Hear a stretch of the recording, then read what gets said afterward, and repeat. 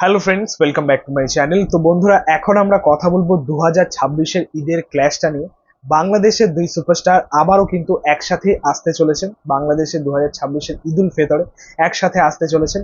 মুখোমুখি আবারও একটা বিরাট ক্ল্যাশ হতে চলেছে, সাকিব খান ভার্সেস আফরান নিশো। দেখো, এরা যে প্রত্যেকবার একসাথে আসছে, প্রত্যেকবার যে মুখোমুখি একটা ক্ল্যাশ হচ্ছে, আমরা প্রিয়তমা সুড়ঙ্গ দেখেছি, আমরা বরবাদ দাগি দেখেছি।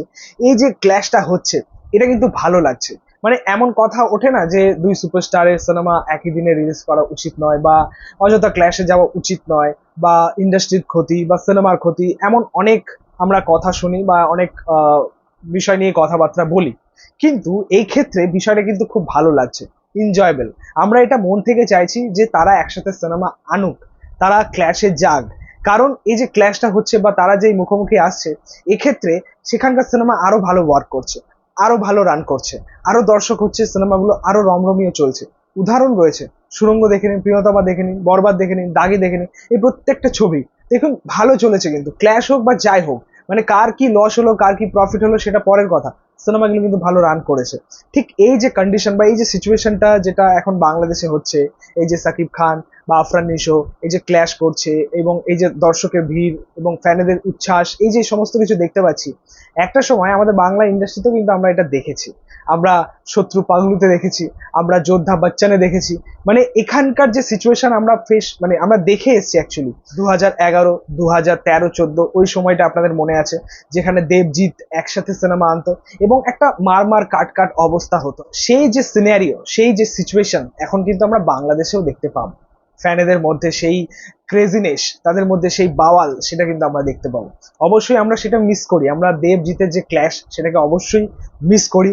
এবং পরবর্তীকালে তারা নিজেদের মধ্যেই আলোচনা করে তারা আর ক্ল্যাশে আসে না। যখন দেব আসে তখন জিত আসে না, যখন জিত আসে তখন দেব আসে না। এটাই এখন আমরা দেখতে এবার হয়তো আমরা বাংলাদেশে সেই ক্ল্যাশটা দেখতে পাচ্ছি আফরান নিশো এবং সাকিব খানের মধ্যে। বাট আগামী দিনে আমার মনে হয় তাদের মধ্যেও একটা নেগোসিয়েশন হবে, একটা আলোচনায় তারা আসবেন, যে সাকিব খান যখন সিনেমা আনবে তখন আফরান নিশো আনবেন না, আফরান নিশো যখন আনবেন তখন সাকিব খান আনবেন। কারণ এতদিন সাকিব খানকে টেক্কা দেওয়ার মতো কেউ ছিল না।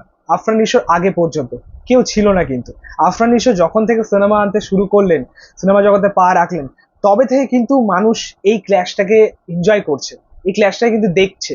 মানে সাকিব খানকে টেক্কা দেওয়ার মতো একজন তৈরি হয়েছেন, সেটা হচ্ছে আফরান নিশো। এবং আগামী দিনে আমার যেটা মনে হয় যে তার যে প্রভাব, তার যে ইম্প্যাক্ট আরো বেড়ে যাবে। ঠিক আছে, সেটা হতে পারে সাকিব খানকেও ছাপিয়ে দিতে পারে।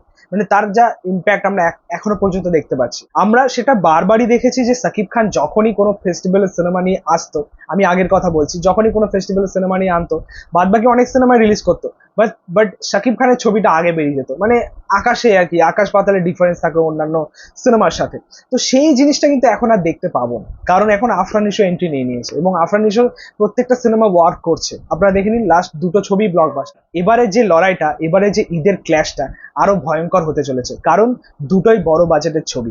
আমরা এর আগে যে ছবিগুলো পেয়েছি, অবশ্যই সেগুলোরও মানে সেগুলোর বাজেটও কিন্তু হিউজ, বাট এবারের পরিকল্পনা বিশাল, পরিকল্পনাটা বিশাল, এবারের প্ল্যানিংটা বিশাল। সেখানে কিন্তু কেউ ধারে কাছে আসতে পারবে না। 2026-এর ঈদে সাকিব খান এবং আফরান নিশোর যে ছবিগুলো আসছে, আমার মনে হয় যে সেই ছবিগুলো যখন হল মালিকরা নেবে, অন্যান্য সিনেমার চালানোর কোনো দরকারই পড়বে না। অ্যাকচুয়ালি সেগুলো আর ওয়ার্কই করবে না, আমার যেটা মনে হয়। দম সেখানে চঞ্চল চৌধুরী রয়েছে, আফরান নিশো রয়েছে, এবং একটা রিউমার্স রয়েছে যে সাকিব খানের সাথে মোশাররফ করিম থাকবে। সত্যি বলতে আমরা এতদিন যেটা ভাবিনি কখনো, সেটা কিন্তু আলটিমেটলি বাস্তবায়িত হতে চলেছে। ভাবুন তো, বাংলাদেশের চারটে সুপারস্টার যদি একসাথে আসে, বক্স অফিসের অবস্থাটা কি হবে, মার্কেটের অবস্থাটা কি হবে। আপনাদেরকে বলে রাখি যে 2026-এর ঈদের যে লড়াইটা, বক্স অফিসের যে ক্ল্যাশটা, এটা কিন্তু দর্শক মনে রাখবে। সেটা আফরান নিশোর ফ্যান বলো, ফলোয়ার্স বলো, বা সাকিব খানের ফ্যান ফলোয়ার্স বলো, সকলে কিন্তু মনে রাখবে। এটা ইয়াদগার হতে চলেছে অ্যাকচুয়ালি। সো আলটিমেটলি এই ক্ল্যাশটা দেখার জন্য ওয়েট করে আছি। এবং আবারও বলছি, এই ক্ল্যাশটা আমরা মন থেকে চাইছি যে এমন কিছু হোক, যে সাকিব খান এবং আফরান নিশো একসাথে আসুক। কারণ এতে তাদের সিনেমাগুলো আরো ভালো ওয়ার্ক করছে, আরো ভালো চলছে, দর্শক কিন্তু দেখছে। তো এমন একটা কন্ডিশনে, এমন একটা সিচুয়েশনে কেন তারা ক্ল্যাশে আসবে না? তো অবশ্যই আসাটাই দরকার, আমার যেটা মনে হয়। তো যাই হোক, তোমাদের মতামত, রিয়াকশন কমেন্টে জানিও। ভিডিওটা ভালো লাগলে অবশ্যই লাইক করে শেয়ার করে দিও। পাশে থেকেও সাপোর্ট করো, চ্যানেলটাকে অবশ্যই সাবস্ক্রাইব করে দিও। পাশে থাকা বেল আইকন প্রেস করে পরবর্তী ভিডিওগুলো আপলোড। Thank you.